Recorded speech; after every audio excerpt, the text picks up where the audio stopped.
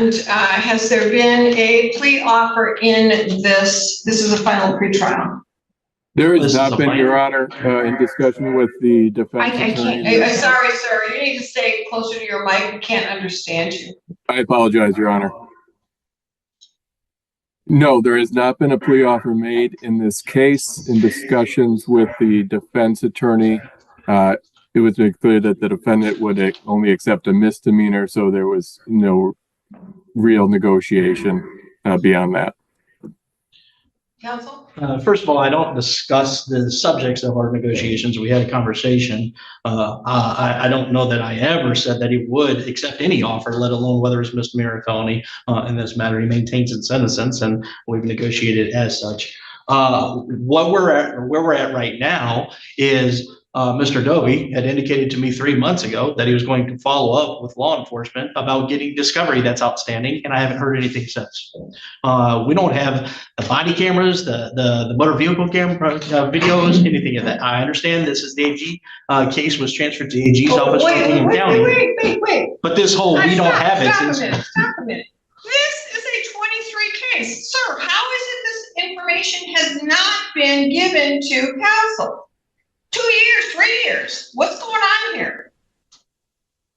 Your Honor, a lot of the things that he has requested simply don't exist. 4 body cam videos were located by a subsequent search by the detective sergeant now A subsequent on the case. Yes, And next to the microphone. So you said a lot of the what is requested doesn't exist. And then what did you say? 4 additional body cams that had not been previously provided to my office were provided. They have been provided via a download link to Mr. Berry this morning. Via what?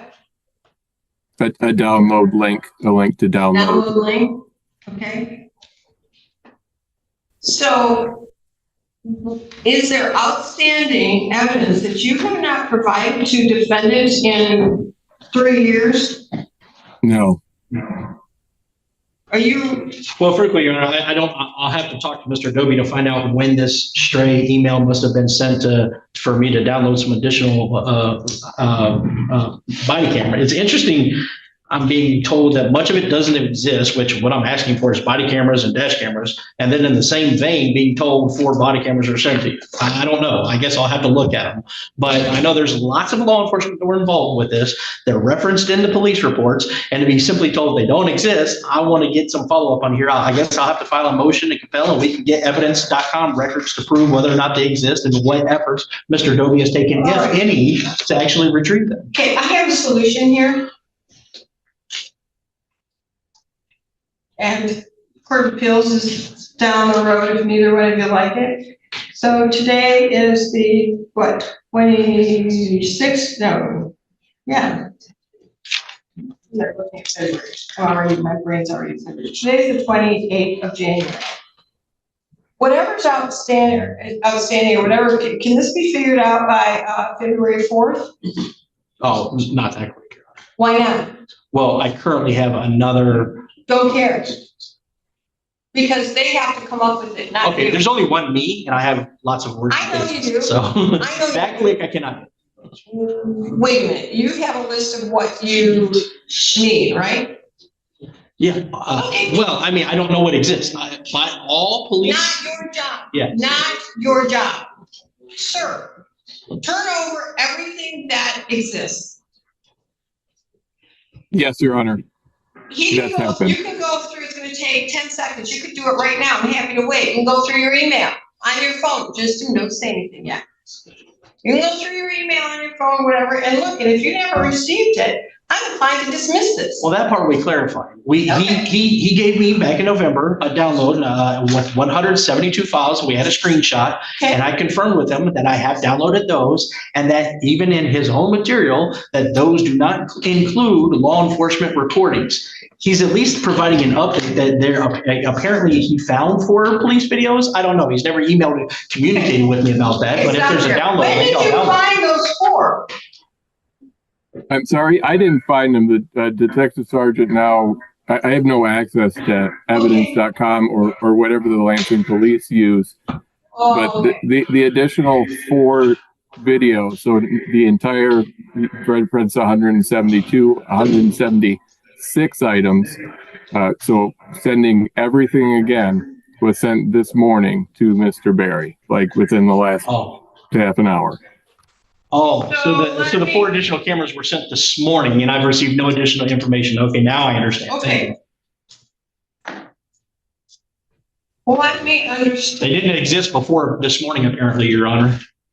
How long has this? Here's what we're doing.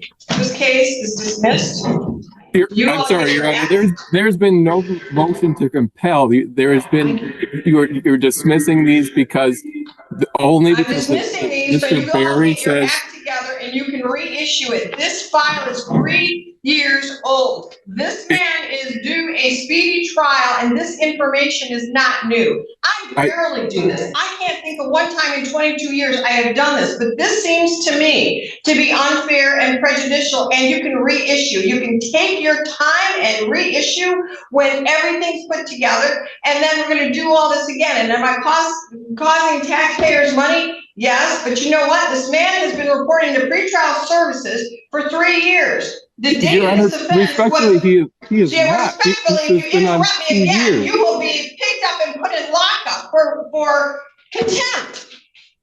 So I'll give you a chance to talk, but you will not interrupt me, especially when you're on Zoom, and I've given you the courtesy to not plow through the snow like everybody else, and you're on Zoom. This offense occurred February 15th, 2022, and I am not a judge who just dismisses things lightly. And you can ask everybody in this town, you can go down to the Court of Appeals, and you can do whatever it is you want. But this man has been under our charge for 3.5 years or so, and things have not been turned over until now, and now I'm hearing they need more and more time. There's constitutionally protected rights. When you all get here, and there's no statute of limitations on a life offense. So when the Attorney General gets their act together, so will everyone else. This is dismissed for lack of progress and prejudice. Your Honor, I need to make Court of Appeals down the road. Yes? Can I make a record here, Your Honor? You can make whatever record you want as long as it's respectful and don't. Judge Aquilina dismisses the case for lack of progress and prejudice to the defendant. Discovery in Michigan criminal cases is governed by Rule 6.201 of the Michigan Court Rules, the Reciprocal Criminal Discovery Rule, which requires the prosecuting attorney to provide the defense upon request with materials including police reports and law enforcement recordings, and imposes a continuing duty to disclose such materials as they are discovered. Where a party fails to comply, the rule authorizes the court, in its discretion, to enter an order that it deems just under the circumstances. In the 2026 case of People v. Searcy, the Court of Appeals of Michigan affirmed a trial court's dismissal of murder and assault charges without prejudice as a remedy for the prosecution's discovery violations. The court explained that a trial court has discretion to fashion a remedy that fits the violation, balancing the interests of the courts, the public, and the parties while considering the causes of the violations and the actual prejudice to the parties. Here, because the dismissal was entered without prejudice, the people remained free to recharge Mr. Anthony, a point that Judge Aquilina made explicitly in noting that Mr. Doby may reissue the charges. Absolutely. Thank you. Yes, Your Honor. This case was charged by the Ingham County Prosecutor's Office. It was almost a year I'm sorry, you have to stay, sir, it's my court reporter, you gotta stay near your microphone. The Zoom, for whatever reason, is not picking you up very clearly. Thank you, Your Honor. This case was originally charged by the Ingham County Prosecutor's Office. It came to our office approximately a year after that. For about a year and a half since I've had it, the defendant was on bench warrant status, not reporting. He is, despite repeated violations before and after that. I don't believe that there is any basis. I don't believe that there is any basis for dismissing this case. Sir. It dropped after bench warrant status. He's on bench warrant status, not reporting. Yes, Your Honor. He was on bench warrant status following a violation. He was just on the idea that he has been reporting to pretrial services for 3.5 years. That's not accurate. Well, I let don't me believe just that there say is any this. basis for this dismissal gotta start based again. on the Sir, you defendant's. gotta start again. The court reporter's not picking it up. Your Honor, I don't believe that there is any basis in law for this dismissal based on the defendant's claim that there is additional discovery that has not been provided. Sir, There has been no order to compel, no motion to compel, and no showing that there has been any wrongdoing by any party here. okay. The bench warrant that I have was in 2024. We are in 2026. The first witness list that I have here from the people was in 2020, let me see, 2024, August of 2024. This is a final pretrial. My expectation on a final pretrial is that you are all ready, not that we go back to square one like when he was charged. And you certainly can file a motion for reconsideration or do whatever it is you want to me, but this is truly unconscionable here. In August of 2025, he was held in contempt and served 17 days. So between August and now January, there was plenty of time for this evidence and the files from both sides to get in order. I don't know why we're at final pretrial and now there's claims of things that have been in possession of law enforcement and the Attorney General, and I suppose the Ingham County prosecutors for all these years and not been turned over. So as far as I'm concerned, a lack of progress is violating a fundamental right to presumption of innocence and freedom. And believe me, I don't do this lightly. I understand these are life offenses. They're very, very serious. But so is the lackadaisical attitude, maybe on both sides, maybe on all sides. I don't know, but I'm not going to stand for it. The resolution is to either file a motion for reconsideration or simply recharge defendant. No, we're done with this file. Your Honor, may I ask the court issue the order so I don't have to worry about an objection, 7-day rule and all that? There's one right there, print it, we'll send it over to him and I'll sign it. Just do the blank one. I'm not, so sir, I suggest, you're not skipping town, you got another file in front of me. I suggest that you are the most law-abiding person on the planet. I don't like what happened here. I don't like these charges. I don't like this whole situation. But you do have a right to a speedy trial and a right to have an exchange of information that is timely. And this is simply disturbing. And I know everybody's busy. No one knows that more than me. And I had 100% criminal docket. I get it. But this speaks to laziness on your part, your counsel's part, the prosecutor's part, the Ingham County prosecutor's part, and that's not a justice system. That's a lazy system. That's not what I'm going to tolerate. So message sent. They may very well reissue. So I suggest that you deal with your attorney and maybe you continue working on this. I really don't know. I'm not giving you legal advice, but they do have the option of reissuing this immediately, and they can do that. But message sent, I hope. That is all. I'm going to sign the order. We're going to, counsel's writing it. We're going to send it to you, sir, for approval, or I'll just read it now on the record. Yes, Your Honor. All right. This matter is dismissed without prejudice for the reasons stated on the record. Any objection to that, counsel? No, Your Honor. On behalf of the Attorney General? None beyond what I've already stated. Great. Send a message to your office. I expect timeliness, especially on a final pretrial. You all get your ducks in a row or this will happen. I don't know what else to say. I have not done this in 22 years. But this does not sit well with me. Well, make sure you all get a copy of this. That's all for this record. Thank you, Your Honor. After Judge Aquilina dismissed the case without prejudice, the people moved for reconsideration of the dismissal. On April 23, 2026, Judge Aquilina granted the motion, vacated her prior order dismissing the case, and reinstated the case. As of the date of writing this episode, the case against Mr. Anthony remains open. Our next hearing takes us to Washburn County, Wisconsin, where defendant Nicholas Contreras faced charges across 3 separate cases. In the first case, filed on September 8, 2022, Mr. Contreras was charged with second-degree sexual sexual assault, strangulation and suffocation, taking and driving a vehicle without consent, and misdemeanor battery. A misdemeanor case filed the same day charged him with battery and disorderly conduct, and a third case filed on November 23, 2022, charged him with felony bail jumping. The day before the final pretrial conference was scheduled, the state submitted a request to dismiss multiple charges. The next day, on February 27, 2025, the matter came before Judge Melissa Mogan, who presided via Zoom from the Burnett County Courthouse, with Mr. Contreras represented by defense attorney Adam Welch and the state represented by Assistant District Attorney Christian Ness. We're set here today for the final pretrial in all of these cases.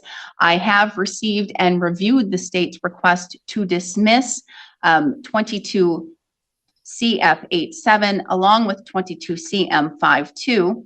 I've reviewed the basis for that request in the fact that the court or the state believes that after thorough review and preparation for the trial, the state believes that they lack further merit and they could not be able to prove to a jury beyond reasonable doubt and prove guilt beyond reasonable doubt in these two matters. First, I'm going to ask the state for a more thorough statement as to those cases, and then I'm going to ask the state if that is applicable to 22 CF 114, which is a felony bail jump. The basis for that felony bail jump is being on the felony bond in 22 CF 87 and being pulled over in Burnett County and operating with after revocation. So therefore, Mr. Contreras was driving without having a valid operating privilege. So Mr. Ness, first off, does the request to dismiss include 22 CF 114? No, Your Honor. I submitted a request for the two that are scheduled for final pretrials today. I think that the factual basis and the reason for the dismissal is separate from the bail jumping case. So we're continuing with the jury trial for this felony bond? I don't believe it has been set for trial yet. Oh, I'm proceeding with this trial on that date and time. Okay. My understanding is it hasn't been set for trial. I'm fine. Oh, no, all of mine are backed up. If one resolves, then it goes to the other one, and then it goes to the other one. So this court will proceed with trial on that felony bond case unless the state is telling me it's dismissing it or it's resolved, and that's here today.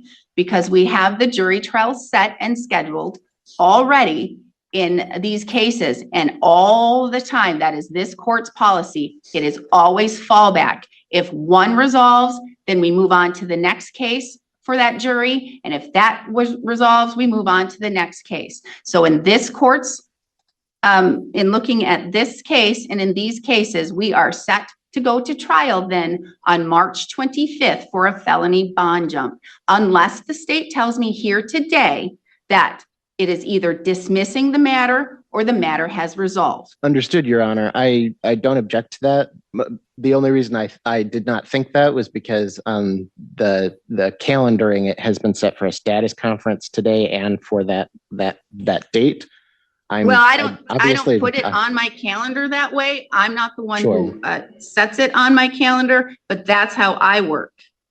So if you need time to talk to Mr. Welch to see if it can resolve, we can have a later hearing today since this is our final pretrial, and you can inform the court on whether or not we're going to proceed. But at this time, I am not dismissing any matters until I hear what's going on with 22 CF 114.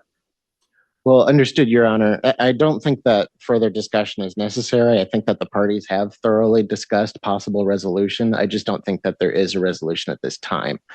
I could talk more thoroughly about 22 CF 87 and 22 CM 52. In each of those cases, it's the same victim.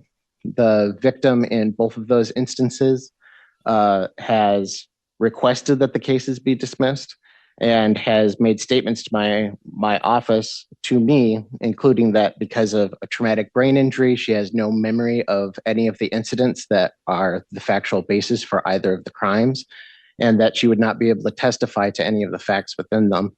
And so I believe that constitutes essential facts under both of the cases And so without that testimony, I don't believe that I can proceed. Mr. Ness explains that the complaining witness in both cases told his office that because of a traumatic brain injury predating the incidents, she has no memory of the events underlying the charges and would not be able to testify to any of the facts. This concern goes to the foundation of the state's case. In the 1970 case of In re Winship, the Supreme Court held that due process requires the prosecution to prove every element of a charged offense beyond a reasonable doubt, the most demanding standard in American law. That proof must come from admissible evidence. And under Section 906.02 of the Wisconsin statutes, a witness may not testify to a matter unless evidence is introduced sufficient to support a finding that the witness has personal knowledge of that matter. A witness who has no memory of the events likely cannot demonstrate the personal knowledge the rule requires. And in cases like this, where the charges arise from conduct alleged to have occurred against a single person, witness testimony is often the principal and sometimes only evidence establishing the essential facts. Accordingly, Mr. Ness concluded that he could not prove his case beyond a reasonable doubt without credible testimony from the complaining witness.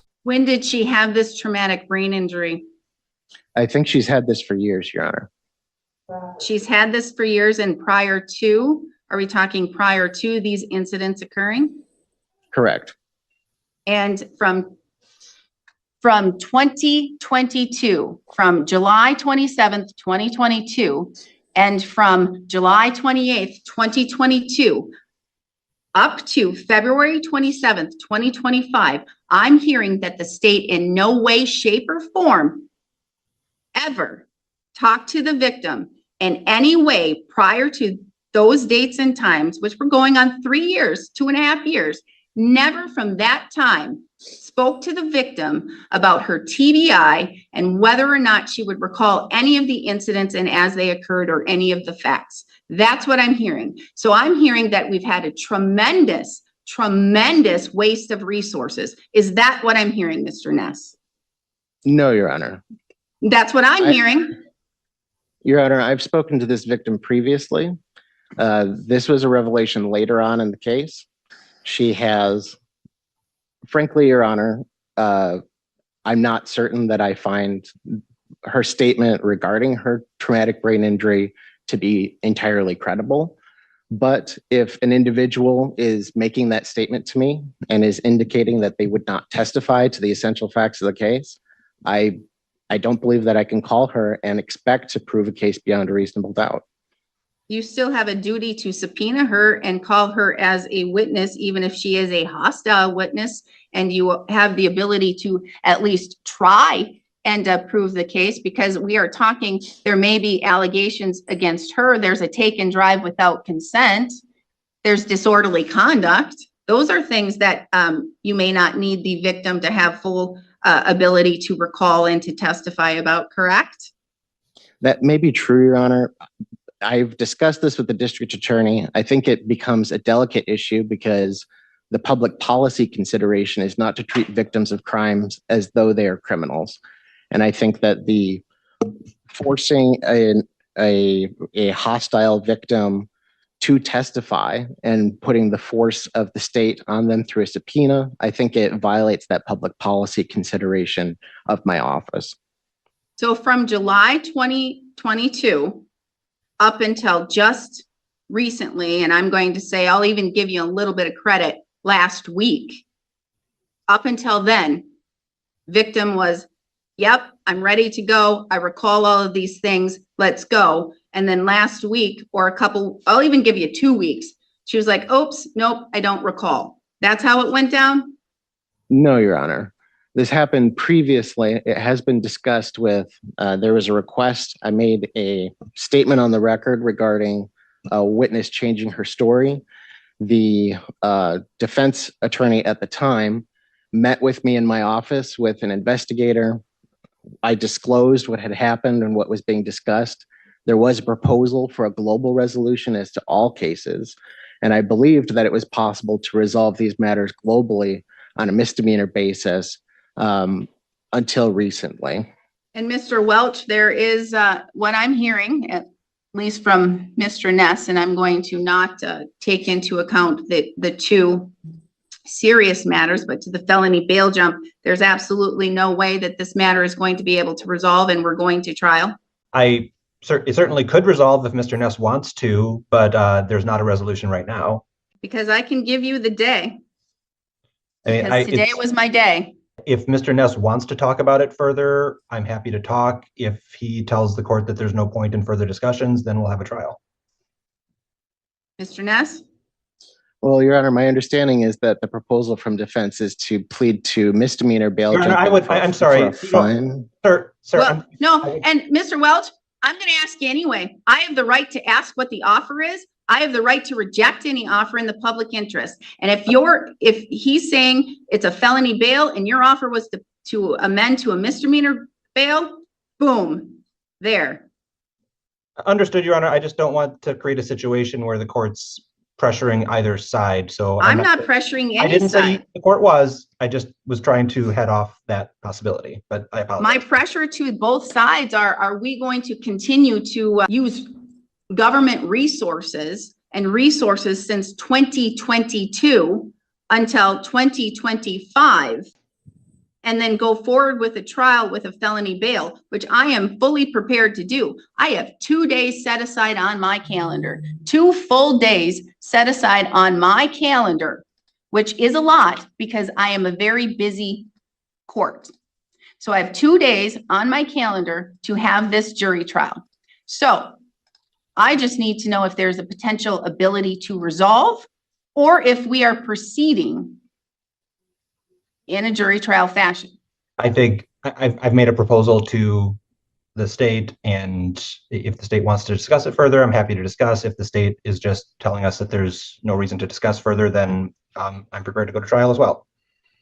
I don't think that it's likely to resolve, Your Honor. I don't think that there's a point in further discussion. All right, then we're going to jury on March 25th for a felony bail bond violation case. Everybody's ready to go?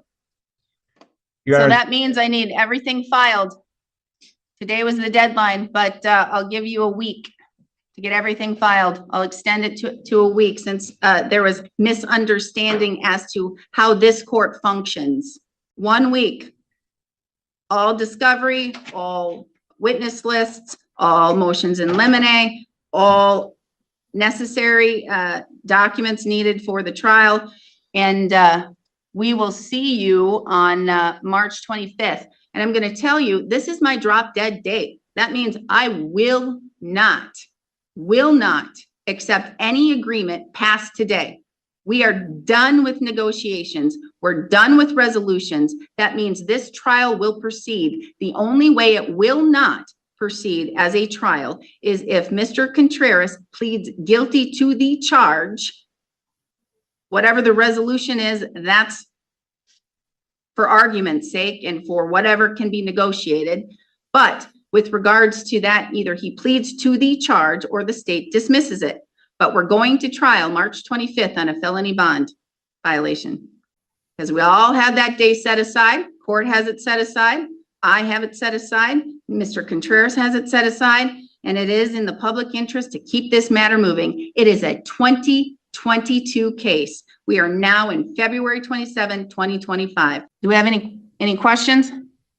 so Your Honor, is the court signing the orders then on the 2 other cases? Mr. Welch asks Judge Mogan if she was going to sign the dismissal orders. Now, although the decision to file criminal charges rests within the discretion of the prosecutor, Wisconsin law does not give the prosecutor unilateral authority to end a prosecution once it has begun. In the 1978 case of State v. Kenyon, the Wisconsin Supreme Court held that once a criminal proceeding has commenced, the prosecutor's discretion to terminate it is subject to the independent authority of the trial court to grant or refuse a motion to dismiss, quote unquote, in the public interest. A standard that requires the court to consider the effect of dismissal on the general welfare, including the public's interest in having crimes fairly prosecuted and the protection of the rights of third parties. This framework explains why Judge Mogan questioned Mr. Ness regarding the basis for the state's position, including when the state learned of the alleged victim's claimed memory loss and whether some counts could be proven without her testimony, rather than just simply signing the proposed orders. Well, if I'm hearing from the state that from July 2022 until February 2025, had no idea that the victim had a TBI and had an ability to recall certain facts and would not make a good witness, and they can't prove their case. And it's been going on for this long and using all of these resources. I guess it's kind of a quandary for the court. I can't force a trial upon a victim who would be put through the ringer, and quite honestly, a defendant and the public justice system. Resources have already been wasted. So I will sign those two dismissals, and I will see you for jury trial for the felony bond jump violation. And with regards to that case, what I'm going to do is I have cash on the other matters. I'm transferring that to 22 CF 114. I'm making sure that the bond is applicable to 22 CF 114. It is. It looks like it's filed in 22 CF 87, and it says the bond to cover all of the cases, same conditions as previous bond. So same bond, same conditions, same cash. Following the